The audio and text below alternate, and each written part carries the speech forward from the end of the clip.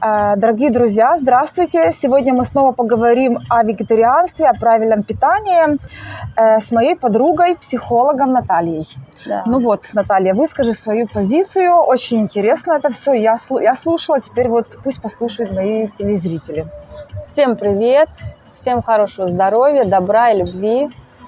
И тема вегетарианства, она очень непростая на самом деле. И она не каждому заходит и вызывает всегда очень много споров. Потому что это очень неоднозначный вопрос, в котором нужно на самом деле сначала разобраться, а потом понять, приступать к нему или нет. Я сама вегетарианец уже около 10 лет. На самом деле мы с мужем очень любили есть мясо, есть шашлык, ходить по ресторанам. Я вообще гурман всякой вкусной еды, да, что новое пробовать. Я люблю готовить, поэтому я как человек, выросший в семье, где мама вкусно готовит, а моя мама безумно вкусно готовит, и в нашей семье все женщины готовили очень вкусно. И культом семьи было, как и во многих семьях, это шикарный стол, все собираются, вся семья. И эти ритуалы, они очень помогают сблизиться с семьей и получать удовольствие, потому что еда всегда это какие-то вкусовые ощущения, доставляет нам удовольствие. И человек хочет жить в удовольствиях, и еда – это самый простой способ получить какой-то кайф и наслаждение. Да. Поэтому мы все на самом деле очень любим вкусненькое, сладенькое и любим все самое лучшее для себя, и мы хотим побогаче, побольше, поизысканнее. Поэтому это нормально, когда человек хочет вкусной еды. И по поводу мяса, все являются мясоедами с рождения, потому что так устроено наше общество. И это просто так и есть. Это не хорошо, не плохо, это просто так устроено. И когда у меня единственная тема, от которой у меня идет новый отсчет моей жизни, с которой я развернулась на 180 градусов, это вот моя болезнь. Когда я заболела, у меня много чего перевернулось в сознании, потому что когда я вышла из наркоза, я вышла абсолютно другим человеком. Потому что я была очень активная, любила музыку, танцы, очень много людей, праздники.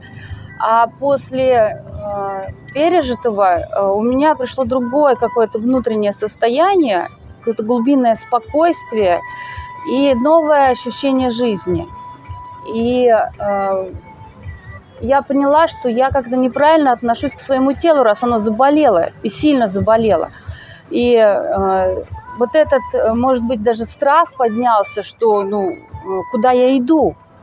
И я не хочу болеть, я не люблю это все, я не люблю лежать в больницах, и чтобы мной занимались, это все не моя история. И я начала искать способы, как же от этого избавиться, как быть здоровой. Вот и все. И это меня привело к тому, что мы с мужем в один день просто договорились, а давай не будем есть мясо. А давай. И все, и у нас отрезало просто это. А его ощущения, вот как мужик, знаешь, кусок мяса? Во-первых, это он предложил. Он предложил? Да, он пришел ко мне в больницу, говорит, слушай, мы, наверное, что-то не так делаем. А давай-ка раз мы за жизнь, то давай-ка мы уберем все, что убитое. И все, и мы это выбрали. А когда человек действительно искренне принимает решение, выбирает, то ему легко. То есть это не является каким-то тяжелым процессом. Да. И мы тогда выбрали, и вот с тех пор мы не едим мясо. И, конечно же, у меня начались проблемы с окружением. Это первое, что получает человек, который что-то меняет в своей жизни. А ну поподробнее. Потому что, во-первых, моя мама очень любит мясо и готовит изыски. Она, как это вы не едите мясо? Вы что? У нее был шок. А для мамы это всегда хочется накормить же, да? Друзья? И друзья точно так же. Как это вы не хотите в ресторане мясо есть? Это нормально. Но мы были готовы к этому. Мы спокойно говорили, ребят, ешьте. Ешьте, что хотите. Да. Причем тут мы? И родственники тоже все в шоке были. Но в первую очередь это родственное окружение начинает бунтовать. Потому что они привыкли к этому, они не понимают, зачем это. Вообще родственники, друзья, они боятся же, когда мы меняемся, потому что, Очень. получается, они как бы какой-то контроль утрачивают, да? Да, Вот, да, ну вот. все. Они как будто ненужные становятся. И они не знают, как с нами взаимодействовать, если мы другие. А вот по сути, какая разница другому человеку, что я кладу себе в рот? Вот до меня, когда дошло это, я думаю, тебе какая разница, вот я выпила или не выпила? Съела я это мясо или не съела? Тебе-то что? Тебе зачем, чтобы я это сделала? Да. Понимаешь, и это такой абсурд для меня. Да, а ты ешь, что хочешь. А на самом деле люди рядом, они себя плохо чувствуют. Потому что я как будто отличаюсь, допустим, если я не пью, значит я лучше. И они чувствуют себя хуже, что они как будто хуже. И они начинают уговаривать, давай выпьем, давай. Это вот психологическое объяснение, да? Да, это такая штука. То есть человек чувствует себя хуже, и он хочет тебя точно так же опустить на свой уровень. Да, в это, чтобы ты был более понятный, получается. Да, чтобы ты был как он. Потому что каждый хочет видеть свое отражение. Как психопаты, они точно так же делают. Они втягивают человека в свое болото, правильно же? Да, любой человек приглашает на свой уровень жизни. Ух ты, как интересно. Понимаешь? Да? Потому что, вот заметьте, очень хорошо это видно на конфликтах, когда люди находятся в злости, они приходят и другого раскачивают тоже на эти же состояния. Замечаешь же, да? Да. Он сам остановиться не может, и он вокруг всех дергает, пока он не получит скандал. Да. То есть это привычка видеть в другом, я хочу видеть в другом то, что есть во мне. Ух ты, это понимаешь, это у всех людей без исключения. Да, это секрет такой нашей, а если я, допустим, нашего хочу, взаимодействия. А если я хочу, чтобы человек рядышком со мной себя чувствовал хорошо, значит, получается, я приглашаю его в свой мир, да? Да. Чтобы ему было хорошо. Да. Какая я хорошая. Да, ты будешь ласковая, добрая, заботливая. Да. Но легче всего человеку находиться на низших уровнях, где агрессия, злость, непринятие друг друга, понимаешь? И вот здесь людям привычнее жить, и поэтому чаще всего те, кто находится в этих низких состояниях, так я их называю в кавычках, низкие, то он стягивает даже позитивного человека на свой уровень. Либо пытается это сделать, и он дергает его. Поэтому, когда люди говорят, я не ем мясо, то остальные все-таки, а что, ты больной? Или вот даже у нас есть такая штука по поводу алкоголя, да? Считается, что если человек не пьет, значит он больной. Но на самом деле он здоровый. Здоровее, чем все остальные. Да, он не пьет, потому что он хочет быть здоровым. Да. А вот это вот искривленное понятие людей, скажи, ты правда? представляешь? Вообще, Они говорят, ты что, больной? Вот у меня очень много людей бросили пить и курить благодаря мне.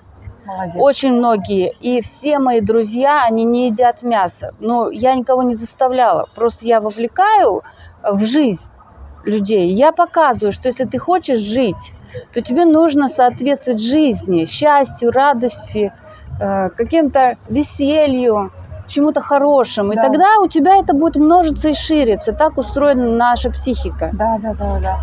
А если человек в агрессии, он будет всех вокруг раскачивать на агрессию, то он будет все больше и больше сам в этой агрессии закапываться. И ему будет сложнее и сложнее выйти из этого. Это становится привычкой. А то есть, получается, есть такое знаешь, такая прямая связь между агрессией, внутренними страхами и употреблением мясом, красного мяса? Конечно. Потому что там вот такие низкие частоты, да, получается, смерть. Человек в этом участвует, да, или как? Ну, во-первых, вы знаете, вот здесь в Египте все очень по-честному. По-честному. Чтобы съесть курочку, ты приходишь на рынок и видишь живую курочку в клетке. Да, тут у нас и человек пальцем тыкает, говорит, мне вот эту убить.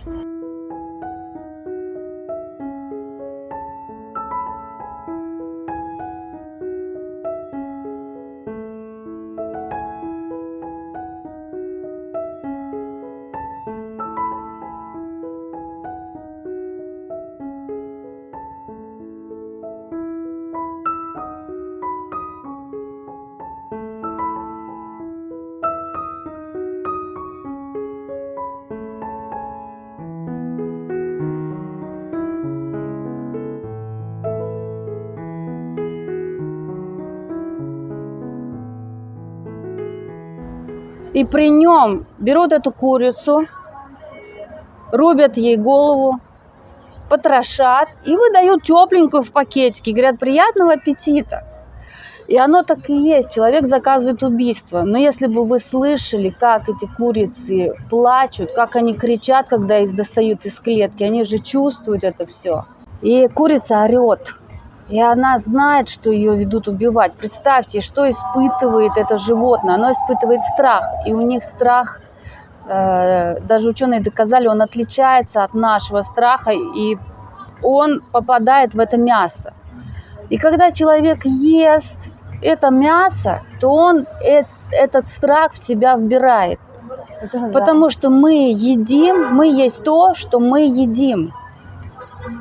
И в нас эта агрессия, она начинает развиваться, она никуда не девается. Есть закон сохранения энергии. Да, Ничто никуда не исчезает, не оно исчезает. переходит просто из одного состояния в другое. И вот этот страх этого убиенного животного, он переходит в человека. И человеком на самом деле мы даже можем не знать про это, но мы очень чувствительные существа. И мы чувствуем и настроение друг друга, и мы считываем, когда кто-то обманывает, либо считываем, что кому-то плохо, так ведь? Да. Мы иногда не знаем, как это у нас получается.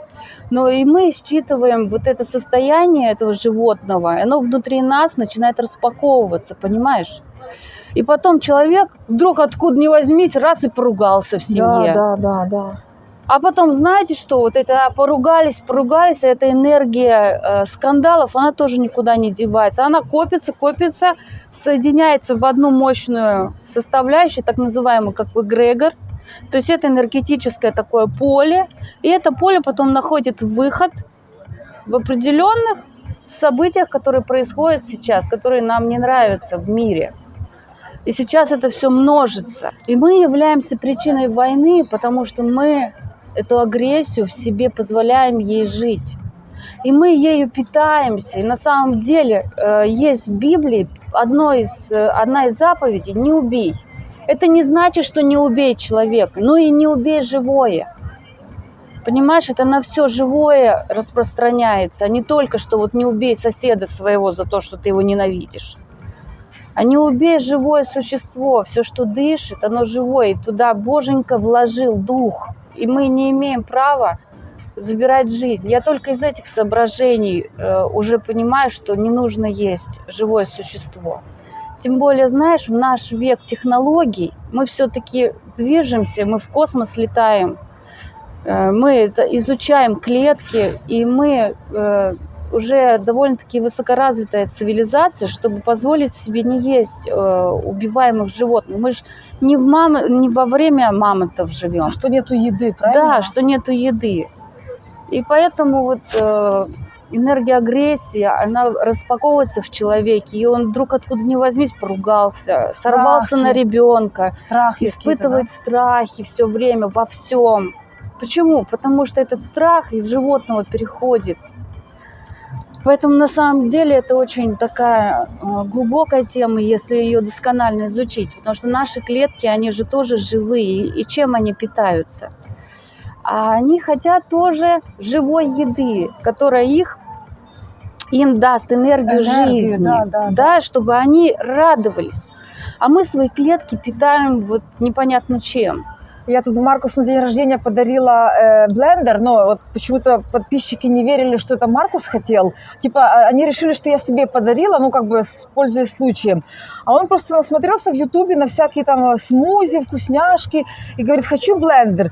И он себе сам делает, знаешь, накидывает, все его там накупила, он все делает, там накидывает мороженое, фрукты, разные варенья там. И я думаю, может, я хочу несколько дней перейти на смузи, овощные даже, полезно? Вот просто посидеть 2-3 дня на вот смузях овощных, фруктовых. Супер. Супер? Супер. Я хочу сказать, что я пробовала разные виды питания, и, конечно, сыроедение, я периодически на него захожу, это вообще, да? Вообще вот для организма это что-то невероятное.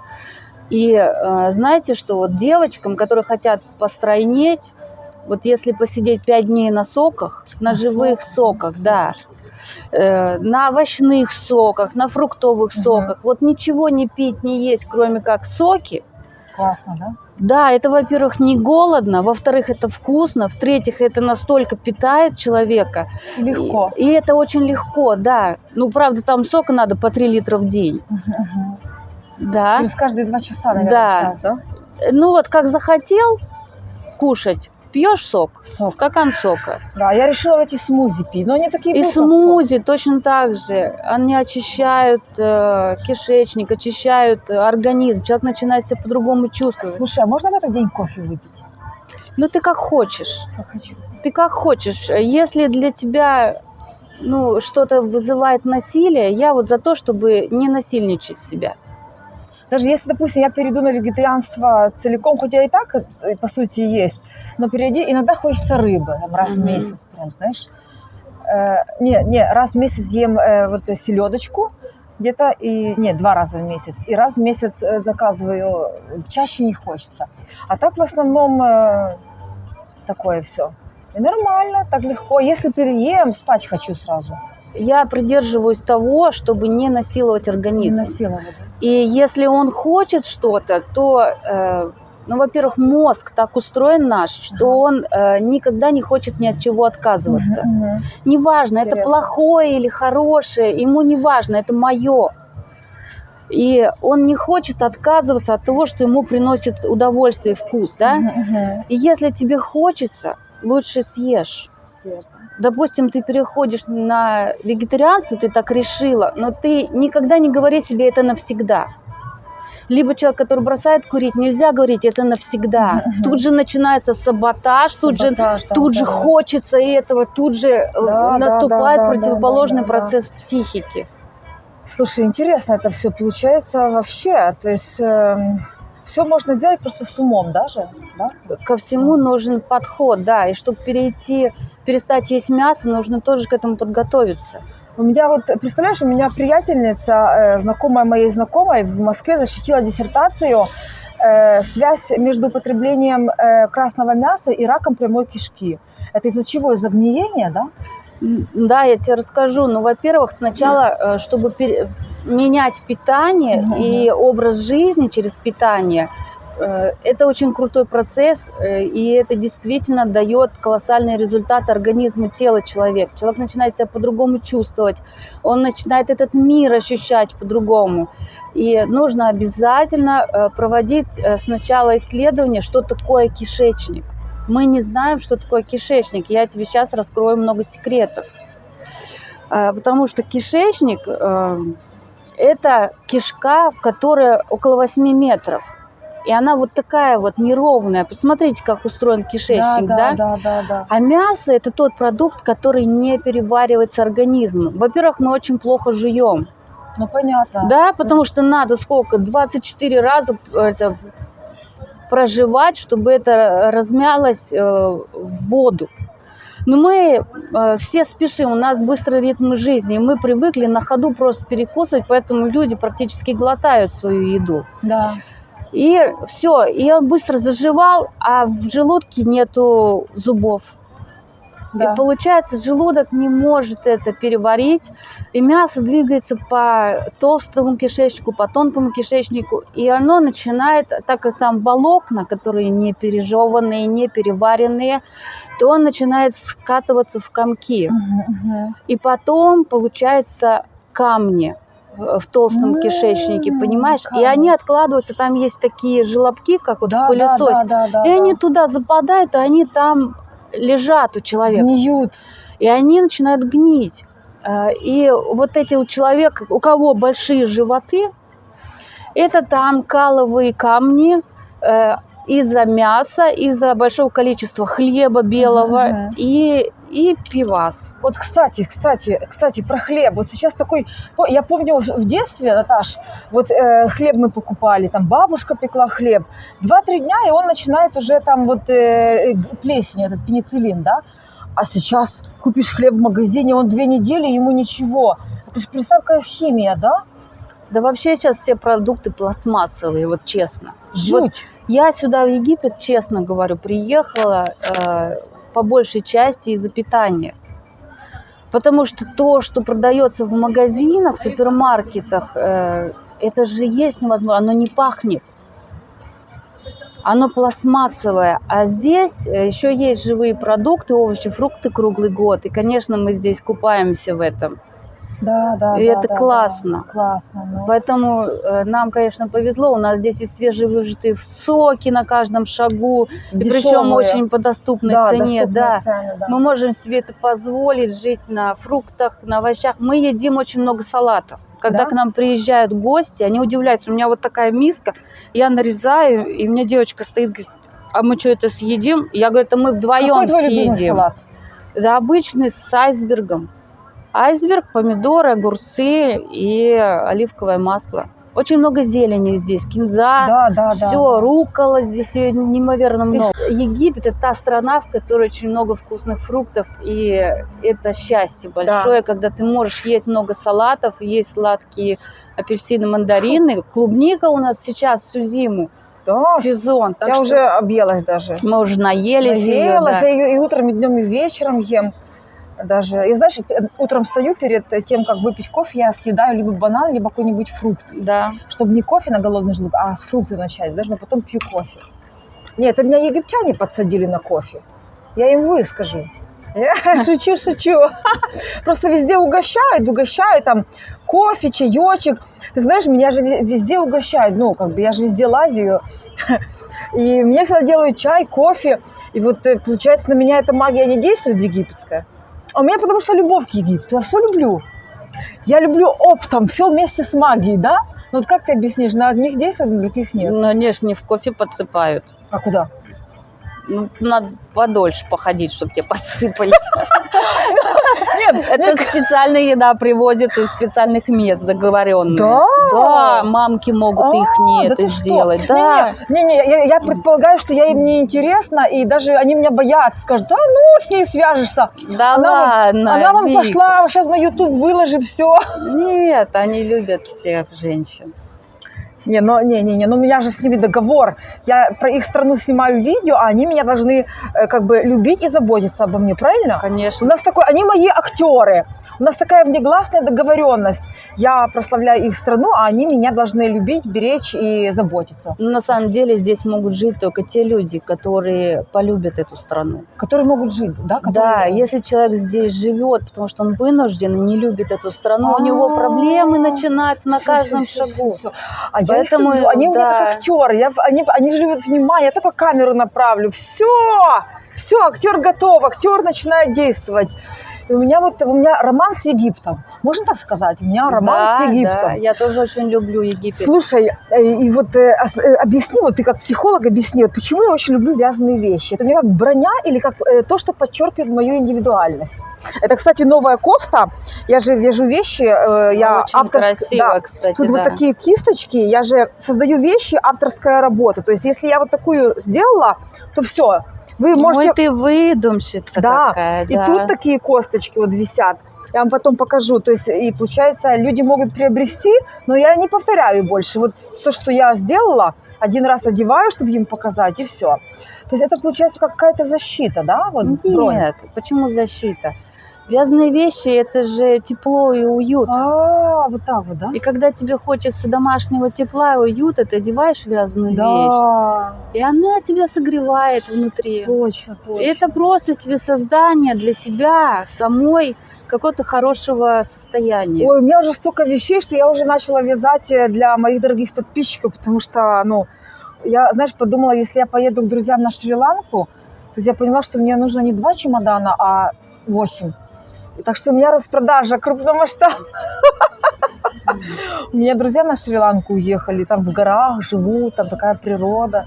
Я думаю, елки-палки. Ну что, на следующую зиму давай. На зиму, да? Конечно, а на лето? зимой. Да не, летом там жарко и дожди идут. Летом дожди, да? По-моему, да, там сезон ты дождей что, не есть. хочу, Надо я, зимой, когда у нас тут ветра начинаются, вот в феврале, в марте.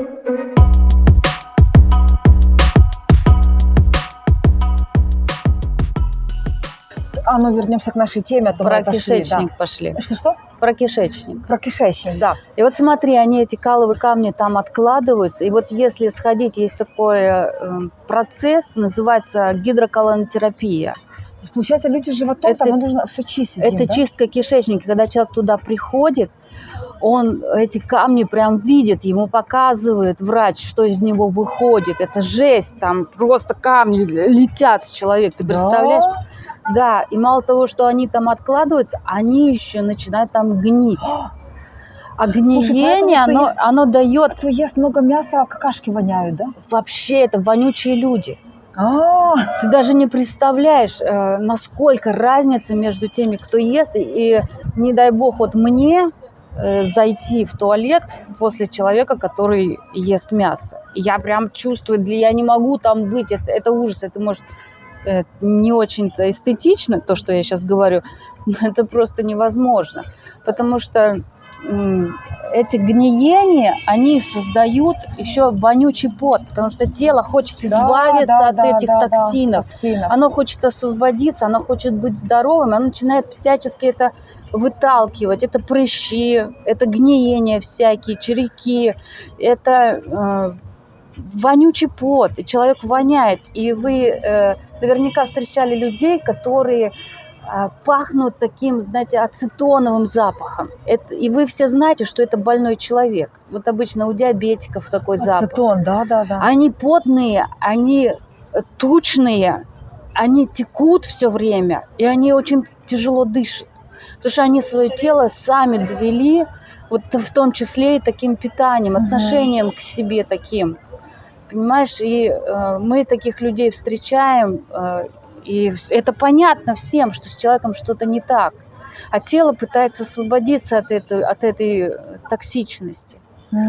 И даже знаешь, что такое токсикоз у беременных? Ты знаешь, что это такое? У меня этого не было. Господи, спасибо тебе, Да, у меня этого не было. я тебе хочу сказать. Да. Токсикоз – это первое, что делает тело, когда женщина беременеет, он освобождается от всех токсинов. И все, что в теле грязного, он начинает выталкивать. То есть, если женщина занимается своим здоровьем, у нее чистое тело, чистый кишечник, у нее и беременность будет легкая. Да ты что? понимаешь, Да. И у нее не будет с этим проблем. Ух ты, как интересно. Так что токсикоз, оно от слова токсины, и эти токсины начинают выходить. Ты представляешь? Боже, у меня ни разу, даже ни одного дня не было. Я думала, ой, от чего это зависит вообще? Так интересно. От того, что ты ешь, и чем ты свое тело... Ты же спортсменка. Ну, я как бы и слежу, я не буду так что-нибудь есть. Я же вообще такая, я даже с кем-нибудь сидеть не буду. Вот это очень важно, экологичное создание своего комфорта. Комфорта, да. А что такое комфорт? Для каждого он свой. Кому-то комфортно. Мне комфортно, когда у меня нету запаха пота. Когда ты проходишь процессы очистки, у тебя очищается тело, у тебя очищаются все вкусовые рецепторы. Я по-другому чувствую еду, чем когда я ела мясо. Абсолютно по-другому чувствую вкус. Я по-другому слышу запахи, я по-другому слышу звуки. У меня тело работает по-другому, понимаешь? Иммунная система по-другому. Иммунная система по-другому. Я не болею. Класс. Вообще уже много лет я не болею. Я здоровая абсолютно. И у меня нет вот этих переходных ОРВ, соплей. Это все вообще исчезает, потому что когда ты не ешь молочку, у тебя не образуется еды для грибков. Да, для грибков. И для слизи. И у тебя этой слизи просто нет. У меня всегда чистый нос. Всегда, понимаешь? Да, я, кстати, заметила, что я тут перестала, когда есть молочку, Маркус есть молоко, а я только в кофе капельку. Ну, у меня как бы, слава богу, и так все хорошо, знаешь, с организмом. Но вот тут я перестала есть молочку вообще. И да, вот, ну, как бы все болеют, а мы с тобой нет, правда? Вот, удар по молочному бизнесу мы с тобой нанесем и мясному. По какому еще бизнесу нанесем удар? Ну, алкоголю, конечно же, алкоголь. Алкоголь – это яд во всех отношениях, вообще алкоголь. Яд, точка, правильно? Ну, скажи, что я яд, точка. Ну, скажи, алкоголь – это яд, точка. Алкоголь – это яд, и никак иначе. И никак иначе, все. Только так. Только так. Во-первых, оно воняет. Вы подумайте, вот есть зачем вот такая эту мода. вонь в Да, себя да, толкать? вот представь, вот есть такая мода на там, вот красное и белое вино, что ты скажешь? Ничего не скажу. Я это не употребляю. Молодец, я тоже. Ой, какие мы с тобой особенные, боже Это в мой. любом случае, поймите, кому-то это нужно, потому что люди, когда выпивают, они расслабляются. Ты знаешь, если бы у меня заказали на канале рекламу магазина алкогольного или никотин, я бы не сделала. Я бы сказала, извините, не могу, это не вписывается, скажем, в формат моего канала, потому что я транслирую там любовь, доброту, заботу. Ну, уже чувствуется, да, с моего канала, Конечно. что я как-то забочусь о людях. Вот. Поэтому я бы не сделала им. Вот. Я бы сказала, ну, нет, это вы занимаетесь плохим делом. Все правильно, я тоже бы не работала в такой компании, потому что я бы ее развалила, честно. Да. Я бы сказала людям: алло, вы что создаете в мире своей Да, продукции? да. Из-за вашей продукции умирают, Смерти, разводы, дети. Да. разваливаются семьи. Это то, что несет в мир страдания. Поэтому абсолютно, Вик, с тобой согласна, это так и есть. У бабушки были кролики, я их ходила, кормила. А потом в один прекрасный момент вижу, что-то их меньше стало. Я говорю, бабушка, где же вот эта беленькая крольчиха, красивенькая, молодая? Бабушка говорит, так ты же сегодня ее ела. Я говорю, как я ее Да ты ела? что? И вот я такой стресс получала, как это мне подсунули, я не знала. Вот, и в общем, и также куры, я ухаживала за курами, потому что считаю их меньше, знаешь. Вот, и всегда думаю, как так моих друзей зарезали, знаешь, зарезали. Вот, сегодня поеду, сейчас поснимаю, вам покажу зверюшек. И что-то они там такие куры, у бабушки хоть куры бегали красивые, молодые. Так они их накачивают, ты видишь, Чем? они не шевелятся даже. Что не даешь? Почему Я там... не знаю, они... какую-то фигню, чтобы они они ж там не дальше- убежали. потому что они же А даже... потом это едят люди, ты представляешь, представь. может, наркоту какую-то. Это же, знаешь, это же даже мне один рассказывал, он работал на куриной фабрике, и потом ушел, он говорит, кур там вот в Московской области кормили кур, они несли яйца, сидушки вот такие, несли яйца много-много, и вот тут у них над головой была лампа, такие маленькие клеточки, лампа для того, чтобы больше света и больше эта курица делала яиц. И вот она рожала, от такого темпа сумасшедшего курица сходила с ума, а потом ее резали и вот там в еду. Представляешь, сумасшедших кур едим. Представляешь, а тут вообще они вот не бегают, не прыгают, как вот в детстве я видела. Они просто, знаешь, вот так вот там, что, ну я вот сейчас еду на базар, поснимаю. Я просто скажу, что если вы хотите начать жить, не выживать, не А быть потом же нужно лечиться, животными, еще деньги платить за а фармацевтику. жить в радости, в счастье, в любви, то вам нужно все-таки обратить на это внимание и кормить свое тело живой едой, которая растет на деревьях. Да, на деревьях. Слушай, смотри же, действительно, вот да, смотри, фрукты, вот взять фрукт, яблочко созрело, вот оно висит, ждет, да, когда его придут, сорвут, вот. Или там огурчик, вот он лежит, он ждет же на самом деле, чтобы человек пришел позаботиться, потому что он же сгниет, правильно? Да, ну, все, его не будет. Или там любой... Все создано Богом для нас, плоды созданы, чтобы мы орехи, питались. все вот это там, да? Как в раю это было. Да. А курица же не бежит там, ой, там Виктория, Съешьте зарежьте меня, да. меня, или там корова, пришел хозяин, сделай мне чики-чики. То есть получается же, даже вот фильм я смотрела «Земляне», я посмотрела 20 минут, мои дорогие подписчики. Посмотрите, пожалуйста, Фильм «Земляне», и я через 20 минут выключила, потому что я поняла, что я не могу, у меня не хватает психических сил. Я выключила, переключила на фильм о любви, да. И к чему? Это же какой колоссальный стресс, какие у них глаза, в каких они условиях содержатся. А что мы не можем-то смотреть? Это мы делаем, люди. Да, люди. Надо смотреть, это то, как есть на самом деле. Почему мы прячем глаза и делаем вид, что мяско, которое продается замороженное в магазине, оно не бегало? Да, да, да. Поэтому, представляешь, Это нечестно. представляешь, если вот мы дружно перестанем покупать вот это все, просто, значит, перестанут резать, потому что не надо, Конечно. правильно, да? Конечно, человек является заказчиком убийства, когда он Да, покупает да, да. кусочек мяса для того, чтобы утолить свою утробу. Слушай, а вот есть же такое, вот люди, которые ходят на охоту, убивают зверей, там, ну, медведи, там, ну, кого там на охоте. Получается, человек уже, по сути, он психически готов убить человека, если что, да? Но он допускает, что просто он является, да, убийцей. Ну, все равно же, правильно? Но знаете, вот карма не дремлет. Не дремлет, Вот правда? как бы там знают, люди про это не знают. Закон воздаяния, он существует. Мгм. И за каждую убитую душу человеку придется расплатиться. Мгм, мгм. Я тоже так думаю, да. Может быть, не в этой жизни, но ничего никуда не исчезает, понимаете? Да-да-да. И это все прописано во всех книгах религиозных, духовных. Прописано, да? Конечно. Ну не убей закон, где Ну да, написано? да, да, да. Так что надо вернуться к истокам, к истокам. Возвращаясь к истокам, мы приобретем наше счастье. Правильно же, Наташа? Но возвращаясь к своей природе, нужно в первую очередь вернуть чувствительность своему телу. Это нужны практики очищения кишечника. Да. После этого вы почувствуете, что мясо на самом деле не имеет никакого вкуса. Мы Вообще. едим специи. Так ты смотри, сколько нужно пожарить его, добавить соли, специи, чтобы вот эту вонь убить. Ну, я Да. имею в виду, чтобы вот это самое. Да. Ну вот ты знаешь, когда я перестала есть мясо, я погрузилась в вегетарианское питание, Мгм.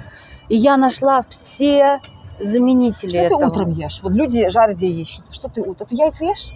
Нет. Нет, да? Я ем кашу овсяную на воде А. с фруктами. Ой, тут либо, не либо, а еще зеленый смузи каждое утро и по бананчику. А, Да, супер. фига вообще. Да, фига. Слушай, а тут вот этой овсянки, да, они так интересно, здесь овсяную крупу, ну, можно купить в магазине, в пакетиках, как у нас.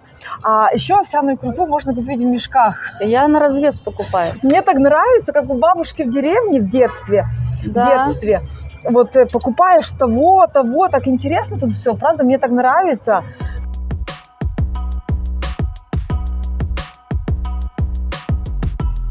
А что ты пришел ко мне? Египетский котечка. Какой ты классный. Какая у тебя мордашка прикольная. Ой, какая у тебя мордашка прикольная.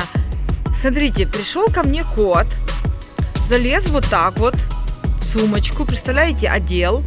И хочет, чтобы я его почесала. Утю-тю-тю-тю-тю-тю. Боже мой, какие тут кошечки. Утю-тю-тю-тю-тю-тю-тю-тю-тю-тю-тю. Ой, ну давай я тебя помассирую сегодня, давай. Вот так вот. Вот так, вот тут он любит, вот тут. Они любят вот тут, вот. Вот тут вот. Вот тут вот. Ой, ой. Видите, чем я занимаюсь в свободное время? Смотрите. Котя! Котя! Вот ты балдеешь. Балдежный Котя. Ну все.